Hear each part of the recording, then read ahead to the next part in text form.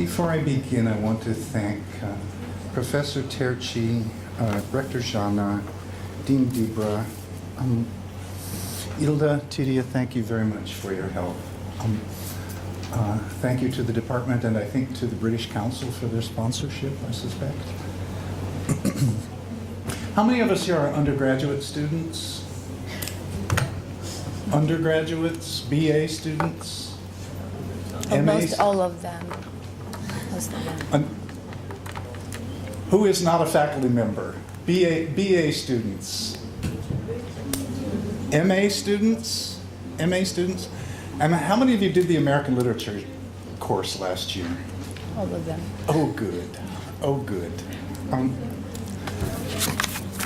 I want to talk about some poems by the American poet John Berryman, or use them as the basis for our conversation today, and I want to do so for several reasons. First, because I think Berryman is a great undervalued talent. I think he's one of the great world-class poets. I think he doesn't get his fair share of attention these days. I want to talk specifically about these poems because they give me personally great pleasure and because they're located as the gateway between the end of modernism in the first 30 years of this century and postmodernism. We tend to think of literary history, you will recognize from your literature classes, we tend to think of literary history as happening in patterns. As if a door shut in 1939, a door shut on modernist experiments, and then sometime in the 1970s, a door opened onto postmodernism, right? And as if people define themselves by their configuration of literary periods, which in fact are retrospective, I think. So I'm interested in the way one literary period becomes another literary period, in the continuities and the tensions between the ideologies, for instance, of modernism and the ideologies of postmodernism, how one becomes another. And it seems to me that this poet, John Berryman, is the moment. His poems are the moment that modernism turns into postmodernism. There's a pivot here in 1964. Specifically, modernism became postmodernism in the autumn of 1964, right? I also am interested in these poems because specifically the poems I'd like to talk about today are poems which are his elegies for the high modernist poets who died in 1962, those who died in 1962 and 1963, the high modernist writers. And I'm interested in elegy. I'm interested in the question of what happens when one poet praises another, what happens when a poet is influenced by another poet. More generally, how do we learn from other people and how do we write elegies? When someone dies or someone leaves, what is it we remember when we remember them? Are we actually remembering how we felt about them, or are we remembering some quality of them, of that person who is gone, right? And it seems to me that in these poems about by Berryman, about the great modernist poets, those questions come together. As this handout is coming around, I'm going to read you a poem which, when I was 20 years old, was my favorite poem in the whole world. Life, friends, is boring. Life, friends, is boring. We must not say so. After all, the sky flashes, the great sea yearns, we ourselves flash and yearn. And moreover, my mother told me as a boy repeatedly, ever to confess you're bored means you have no inner resources. I conclude now I have no inner resources because I am heavy bored. People bore me, literature bores me, especially great literature. Henry bores me with his plights and gripes as bad as Achilles, who loves people and valiant art, which bores me. And the tranquil hills and the gin look like a drag, and somehow a dog has taken itself and its tail considerably away into mountains or sea or sky, leaving behind me. Wag. I love this image of emotion without a body, right? So that what does a dog's tail do? It wags, right? If you take the dog away, the book opens something startlingly new and strange. Despite the continuity of some of the effects of these poems with the poems of the high modernists, they have, for instance, you will have seen in this little poem 14, there's continuity with the modernists. There's an interest in the self as the locus of political meaning. There's a certain kind of comfortable elusiveness. There's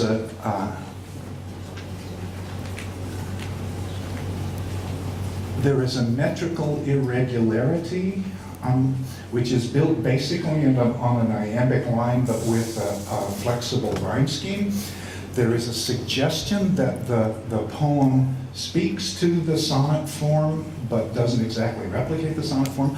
So there's a lot of continuity with some of the late 19th century Victorian and early modernist stylistic tendencies, but you can also tell this isn't a modernist poem. Clearly, Berryman believes that modernism has come to some sort of cultural or stylistic impasse. So despite its continuity with these modernist poems, right, Berryman's technique permits him a way out of some of the impasses that he thought modernism had come to. Modernism had come to certain kinds of dead ends in its despair, I think, in the high status of its learning, in its honoring of learning, right? You remember how dull it is to read Pound's cantos? As passionate as those poems are, they are arbitrarily difficult, I think. In an important sense, though, through the fundamental grammar of his poem, Berryman is already anticipating the work of the confessional poems and of some of the postmodernists, both in the grandeur and in the limitations of those aesthetics when he frames these poems as dreams. They're sometimes personal, they're sometimes self-referential, they're sometimes allegorical, they sometimes rely on the Freudian slippage between the denotation and the connotation of words. Berryman's narrator is one person, except that he's also two people. You see, the narrator of Berryman's poem is one person who seems to have been split into several speaking parts. In this way, he is like, those of you who did the modern poetry class, do you remember William Butler Yeats? He is like the double speakers of Yeats's poems, as in the dialogue of Self and Soul. Do you remember him? Do you remember that? So Berryman's speaker is two people is one speaker divided into two. On the one hand, he's a rather grumpy dreamer named Henry, right? And Henry finds life discouraging. Life, friends, is boring, right?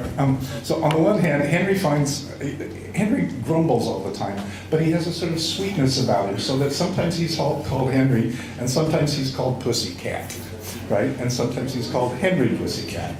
But the other half of Henry is his black barber, right? And his black barber is endlessly cheerful and tries to talk Henry out of his discouragements, right? And the two of them continue this dialogue. It is the form of the grand discourse of the wasteland, right? The competition of voices. But it's happening between this grumpy man named Pussycat and his barber, who may or may not be named Mr. Bones. And they both imitate the songs that are sung in black minstrel shows in America in the 19th century, right? So that Berryman permits himself to work in popular culture allusions constantly. These two are the pair of friends. They go to the movies, for instance. They go to films together, for instance, and they listen to popular music together, and they go to they go to a literary conference together. So Berryman's narrator is one person, but he may be two people. Like Whitman, you remember Whitman from your American literature class? Berryman is writing an epic poem grounded in the self, right? A self which is American, that is to say, ideologically committed to the autonomy of the individual and yet committed to the polyvalence of the individual. If you think of how the Whitman line works, it is singularity, singularity, singularity offered in sequence so that the line itself is a list. And Whitman constantly insists that the way his poetic line works, noun, noun, noun, noun, replicates the power of democracy in America, right? That it simultaneously honors the autonomy and the freedom of the individual item, but also binds them together somehow in federated power by virtue of being in the list. And the great theme of the Song of Myself is how to enact this democratizing thing through the power of the single American voice, right? For Whitman, there's a tension between the authority of the individual and the demands of the collective. How does the lyric poem, which is traditionally a voice of the single speaker, how does that speak to collective power? Does it put itself in subversive relation to it? Well, one of the ways in which the Dream Songs enacts this separation from the modern tradition is, and this is bold in a kind of postmodern way, it takes as its theme the problem of modernism, right? Instead of saying, now I'm going to write a poem about daffodils, it says, now I am going to write a poem about what I feel that Robert Frost has died, and what I feel like when I learned this at a conference when I'm in New York. Right? This problem appears as a kind of poem occasion, as if the poems were responding to life occasions, including the death of several high modernist writers. Poem 36, for instance, you'll see on your poem to enact not only grief at the loss of these particular individuals whom he did know, but critique of the literary aesthetic that they left behind, and frankly, a sort of professional interest in who will become the most important writer now on the basis of what terms, right? How are literary reputations produced? Are they produced on the basis of the reception of the work? Are they produced on the basis of novelty, right? By what ideological standards do we measure what becomes the next dominant literary reputation? Is it ideological? Is it stylistic? Is it taste? The high ones die. They die. You look up and who's there? And then his other half speaks to him. Easy there, Mr. Bones. Eyes on your side. I smell your grief. I sent my grief away. I cannot care forever. With them all again and again I died and cried and I have to live. Now there you exaggerate, sir. We don't have to live, we have to die. That's our appointed task, love and die. Yes, that makes sense. But what makes the sense between then? What if I, roiling and babbling and braining, brood on why and just sat on the fence? I doubt you do or did. That choice is lost. It's fool's gold, but I go for that. The boy and the bear looked at each other. Man is all tossed and lost with groin wounds by the grand bull's cat. William Faulkner Square, Frost being still around. BA students, do you recognize the boy and the bear? Do you recognize that figure as the great moment when, in William Faulkner's famous story, the boy walks into the woods and faces the bear, which is the embodiment of primitive wilderness, right? And he gives the bear his watch. he gives into the wilderness of America the history from his family. He gives the bear his watch, right? So in the middle of this poem, the boy and the bear looked at each other. In the middle of this poem, Berryman brings in this famous moment from the Faulkner story, which is a moment about how history and wilderness have to encounter one another, especially in the American landscape. And in the middle of this story, those of you who did the American literature class, famous American writer who loved bullfighting, right? Do you recognize Ernest Hemingway here? In the middle of this story, there's a bullfight, isn't there? Man is all tossed and lost with grand wounds by the grand bulls. So in the middle of this poem, Berryman introduces these iconic allusions to traditional American literature, high culture in American literature, modernist texts.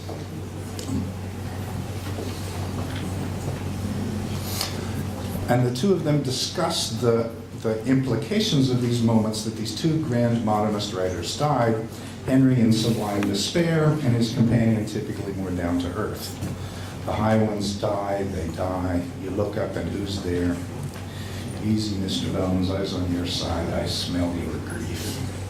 The problem becomes a question of what to do with grief, how to integrate it into one's experience, and how the question of grief relates to the question of literary influence. How memory and the fading of memory both memorialize the dead, work to preserve and protect the living by forgetting. The progress of cultural history depends on the dynamic of personal memory, which paradoxically is also the dynamic of forgetting. Among the high ones here are the high ones who die in the middle of this